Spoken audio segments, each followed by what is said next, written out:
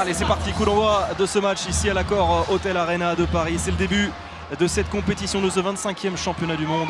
Début de la phase de poule dans ce groupe D, le groupe du Danemark, le champion olympique en titre. Qatar-Égypte, c'est un duel déjà extrêmement important.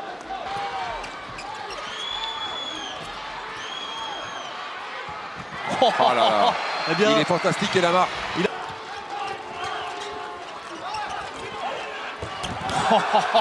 Encore une sortie spectaculaire, autoritaire de Karim Hamdaoui.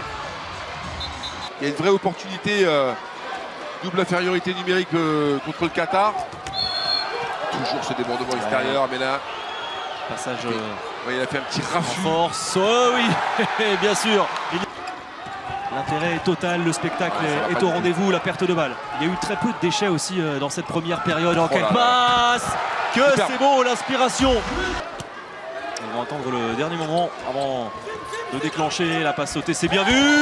Oui, dommage sur ce coup de fou. Ouais, c'est pas... Oh, ça a joué vite et ça passe avec de la réussite. Mais que encore, c'est finement joué. Ils étaient un petit peu arrêtés, les Égyptiens, ils se regardaient, ils n'ont pas fait l'effort de se replacer et on en reste là pour cette première période extrêmement plaisante malgré le peu de buts inscrits. Eh bien, c'est une petite surprise. L'Égypte parfaitement en place, disciplinée, pour l'instant malmène le Qatar 11 à 8, pardon, même à la pause en faveur de l'Égypte. C'est reparti à Paris, coup d'envoi de cette seconde période. Le Qatar va tenter de renverser la tendance. 8 buts seulement marqués avec un très gros passage à vide de près d'un quart d'heure. On retrouve Capoté, le bon décalage. Tout de suite on a attaqué fort et il y a encore Hamdaoui, 7e arrêt pour le gardien égyptien. Ah, superbe. Il ne pourra pas jusqu'au bout limiter l'hémorragie à lui seul. Ça y est, il l'a eu. Yes, il l'a eu, son intervalle extérieur. Ouais.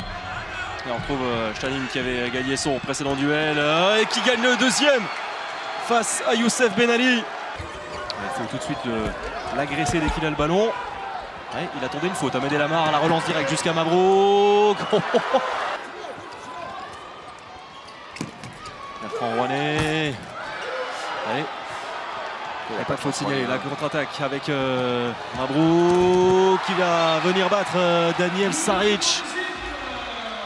Mourad.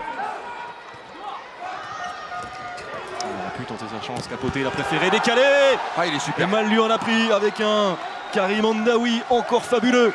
Je ne suis pas certain qu'il y ait encore 3 attaques pour le Qatar de toute façon. Il se faut complètement Lamar qui cette fois perd son duel mais c'est récupéré le poteau. Trouvé par Abou Ebaïd. Il est resté pantois sur sa ligne. Hamdaoui battu par Capoté. Il y a quand même du gâchis un peu avec cette équipe du Qatar parce que quand on voit les qualités de joueurs comme Capoté, Rouanet évidemment, franchement c'est vraiment dommage. C'est vraiment dommage. Ouais, comme Issam également, beaucoup de joueurs pétris de talent. Allez, la dernière minute, il reste 40 secondes. Et c'est, on va dire, la première véritable surprise dans ce mondial. C'est l'Égypte imprévisible, capable de réaliser de gros coups. Eh bien, elle signe une entrée absolument magistrale dans ce championnat du monde. Et elle se rappelle au bon souvenir du mondial organisé en France en 2001. Elle avait terminé 4e. Là, elle débute parfaitement une nouvelle fois dans l'Hexagone. 10 secondes. Ouais, il faut attendre la dernière action pour voir ce qu'on aurait tant aimé voir, en tout cas pour l'équipe du Qatar, de ce jeu de contre. Réveil trop tardif, on avait les doutes sur le niveau du Qatar. Eh bien, on en a encore après cette première rencontre. Le Qatar débute mal ce championnat du monde.